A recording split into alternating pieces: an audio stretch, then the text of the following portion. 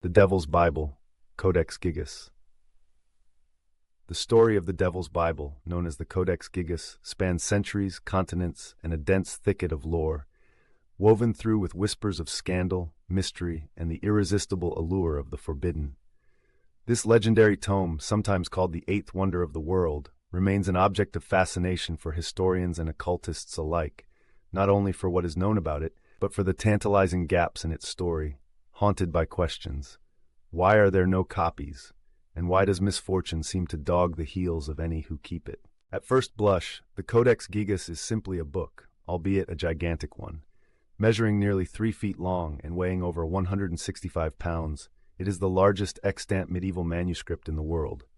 Its pages are made of calf skin, purportedly the hides of 160 animals, folded, stitched, and bound into a single epic volume.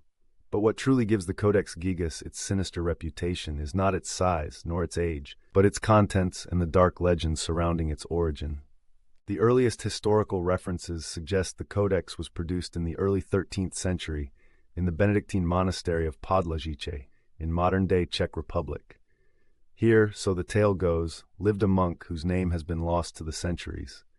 Condemned to be walled up alive as punishment for some grave sin, he pleaded for mercy, proposing instead to create a book containing the sum of human knowledge, a gift so magnificent it might redeem his soul and preserve the monastery's legacy for all time. As darkness fell, the monk bent over his parchment, pen in hand, desperately copying text after text, the Bible, histories, medical treatises, magical formulas, everything his mind could hold. But as midnight approached, he realized the task was hopeless. In his terror and desperation, the legend claims, he made a terrible bargain. He invoked Lucifer himself, the fallen angel, offering his soul in exchange for the devil's help. With a flourish of supernatural power, the book was completed before dawn. As a sign of the compact, the monk included in its heart a massive, full-page portrait. The devil, rendered in vivid, grotesque detail, glares out from the middle of the codex, claws outstretched, crowned with horned malevolence. Whether one believes the legend or attributes the book to a decade's careful labor, the Codex Gigas survives today not merely as a curiosity, but as a palimpsest of human anxiety around knowledge, piety, and danger. But why, after all this time, are there no copies? No twin or echo of the Devil's Bible to be found, nowhere else in Europe or the world? The answer begins with the Codex itself. Despite its strange aura, the book was, for long stretches of its life, treated matter-of-factly by its custodians. It served as a reference, a display of a monastery's erudition and resources, and sometimes a source of profit or prestige. Yet copying the Codex was simply unthinkable in practice.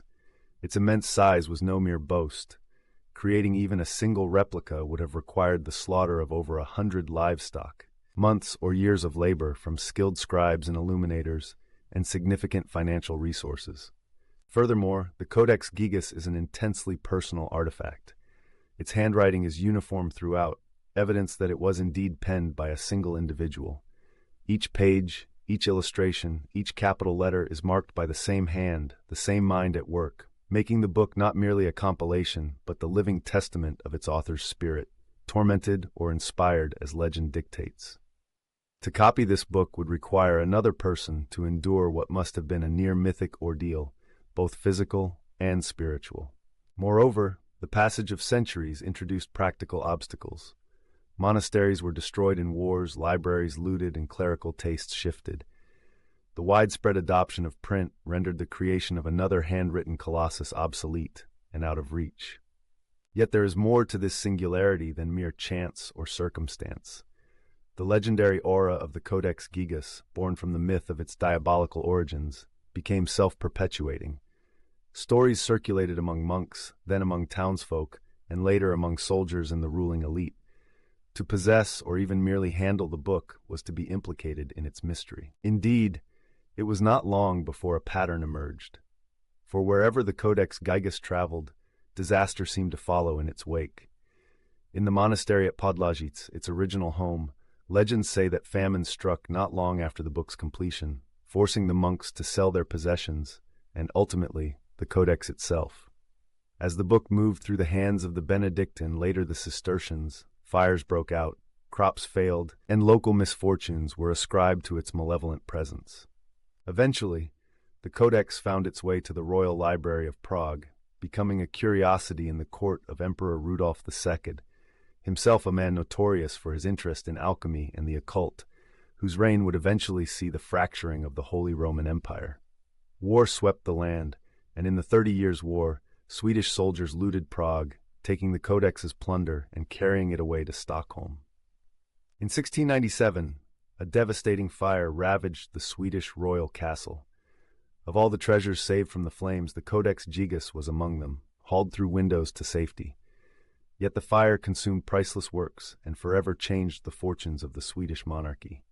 Was this merely coincidence, the result of the general miseries of medieval and early modern Europe? Or was it some echo of the original legend, a curse imbued with every page, written into the very skin of the manuscript by its tormented author? Modern scholars have analyzed the Codex Gigas in granular detail, noting the certainty that it was the work of a single scribe, but produced over the course of decades rather than a single night. Chemical analyses of the ink, the painstaking repetition of style and marginalia, suggest a determined, not supernatural labor. The myth itself may have originated in the simple need to explain the inexplicable. How could one person have produced such vastness, and why would they? Perhaps the answer lies in the human heart, as much as in the facts.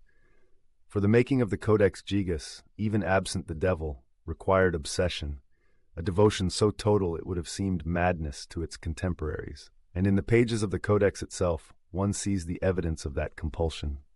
The margins are bare, save for a handful of illustrations. There are no corrections, almost no embellishments, as if the writer was driven by a force deeper than artistry or posterity. Over the years, rumors have painted the manuscript as a harbinger of doom, a cursed object and a vessel of forbidden knowledge. But for all its notoriety, the Codex Gigas has also endured as a symbol, a monument to human tenacity, to the restless hunger for wisdom, and perhaps to the perils of acquiring it without heed to consequence. Why, then, are there no copies?